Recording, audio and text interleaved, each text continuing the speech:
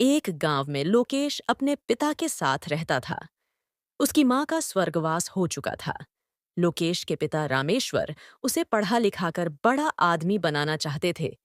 यही उसकी माँ का भी सपना था, जिसे पूरा करने की कोशिश दोनों बाप बेटे जी जान से करते थे। लोकेश का स्कूल बहुत दूर था, बीच में जंगल पड़ता था। वह सुबह जल्दी घर से निकलता था और जंगल के रास्ते स्कूल जाता था। एक दिन वह स्कूल से वापस आ रहा था। सुनसान जंगल में उसे कुछ आवाज सुनाई दी। वह डर गया, लेकिन हिम्मत करके आगे चलता रहा।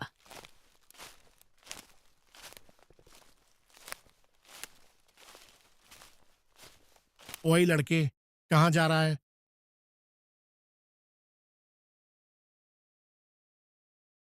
तुम कौन हो? मैं इस जंगल का भूत हूँ। बहुत दिन से तुझे देख रहा हूँ। तुझे डर नहीं लगता? गांव वाले मेरे डर से इस जंगल में नहीं आते। डर तो लगता है, लेकिन स्कूल जाने का यही एक रास्ता है। दूसरे रास्ते से नदी पार करके जाना पड़ता है और नाव वाले को देने के लिए मेरे पास पैसे नहीं हैं। खबरदार, जो कल से इस रास्ते से आया, मैं तुझे खा जाऊंगा। लेकिन मुझे मारकर तुम्हें क्या मिलेगा? इस जंगल में मेरे अलावा कोई और नहीं रह सकता। मैं कौन सा यहाँ रहने आया हूँ? मैं बस दिन में 2 बार यहाँ से गुजरता हूँ। तुझे मुझसे डर नहीं लगता? डर तो लगता है, लेकिन स्कूल जाने का यही एक रास्ता है। दूसरे रास्ते से नदी पार करके जाना पड़ता है और नाव वाले को देने के लिए मेरे पास पैसे नहीं हैं। भूत को उस पर तरस आ जाता है। चल ठीक है, तू यहाँ से आ जा सकता है, लेकिन यह बात किसी और को मत बताना। न, किसी को अपने साथ यहाँ लाना। लोकेश बहुत खुश होता है। वह जल्दी से उस जंगल से निकलकर घर पहुंच जाता है। लोकेश अपने पिता को सब बताना चाहता था, लेकिन उसके पिता रामेश्वर जी यह बात जानकर उसे जंगल में नहीं जाने देते। इसलिए वह चुप रहता है।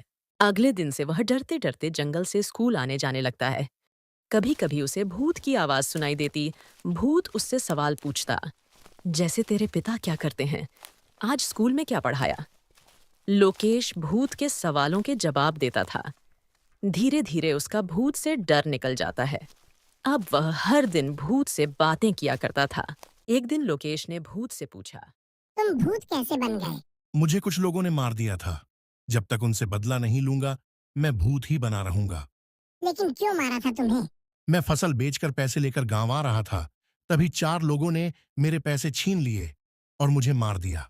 यह सुनकर लोकेश को बहुत दुख होता है। तुम उनको माफ कर दो, तुम्हें मुक्ति मिल जाएगी। लड़के, तुझसे बात कर लेता हूं तो तू कुछ भी बोल रहा है। चल भाग यहाँ से, नहीं तो अगली बार से जंगल में घुसने नहीं दूंगा। हमारे मास्टर जी कहते हैं, कोई तुम्हारे साथ बुरा करे और तुम भी बदला लेने के लिए उसके साथ बुरा करो, तो तुम्हारे में और उसमें क्या फर्क रह जाएगा? मेरी बात मानो, उन्हें माफ कर दो और सब भूल जाओ। भूत कुछ नहीं बोलता और वहां से चला जाता है। कुछ ही दिनों में लोकेश की परीक्षा आने वाली होती है। लोकेश की परीक्षा से पहले कुछ दिन की छुट्टी पड़ जाती है।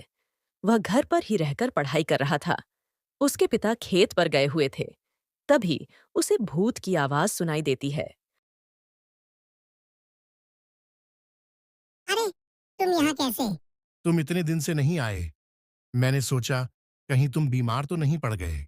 नहीं, वो तो मेरी परीक्षा आने वाली है, इसलिए स्कूल की छुट्टी पड़ गई है। तुम जंगल में बैठकर भी तो पढ़ सकते हो। रोज वहीं आ जाया करो, मेरा मन नहीं लगता। लोकेश भूत की बात मानकर उसके पीछे पीछे जंगल में चल देता है। वहां एक पेड़ के नीचे बैठकर पढ़ने लगता है। अगर तुम चाहो तो मैं तुम्हें नकल करा सकता हूँ। मैं तुम्हारे सामने कॉपी लेकर आ जाऊंगा। मुझे और कॉपी को केवल तुम देख पाओगे। तुम देखकर पेपर दे देना। नहीं, ये गलत होगा। मुझे अपनी क्षमता से पेपर देने चाहिए। नकल करके मैं कभी बड़ा आदमी नहीं बन सकता। मुझे माफ कर दो, मैं तुम्हारी मदद करना चाहता था। अगर तुम मदद करना चाहते हो तो सुनो, उन लोगों को माफ कर दो और मुक्त हो जाओ। भूत वहां से चला जाता है। कुछ देर में लोकेश भी घर आ जाता है। अगले दिन लोकेश के घर पर कुछ लोग आए थे जो उसके पिता से बात कर रहे थे। बाद में वे लोग चले जाते हैं। पिताजी, ये कौन थे? सभी गुंडे थे। इन्होंने एक आदमी के पैसे छीनकर उसे मार दिया था। ये बता रहे थे बहुत दिनों से परेशान थे, न खा पाते थे न सो पाते थे। लेकिन कल वही आदमी इनके सपने में आकर बोला कि रामेश्वर जी के बेटे लोकेश के कारण मैं तुम्हें माफ कर रहा हूं। तब से ये चारों हमें ढूंढ रहे थे। अब चारों जाकर पुलिस स्टेशन में पेश होने जा रहे हैं।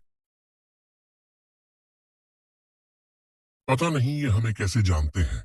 लोकेश अपने पिता को सारी बात बताता है, जिसे सुनकर उसके पिता पहले तो डर जाते हैं, लेकिन जब वे शांति से सारी बात सोचते हैं, तो लोकेश को लेकर जंगल में पहुंच जाते हैं। लोकेश भूत को आवाज देने लगता है, लेकिन वहां कोई नहीं आता। बेटा, वह अब मुक्ति पा चुका है। चलो, अब घर चलें। लोकेश रोते हुए घर वापस आ जाता है। यह बात पूरे गांव में फैल जाती है। अब गांव के लोग बिना किसी डर के उस जंगल से आने जाने लगते हैं। लोकेश घर के बाहर उदास बैठा बारिश को देखता रहा। इससे ये सीख मिलती है कि सही रास्ते पर चलकर ही दूसरों को सही शिक्षा दी जा सकती है।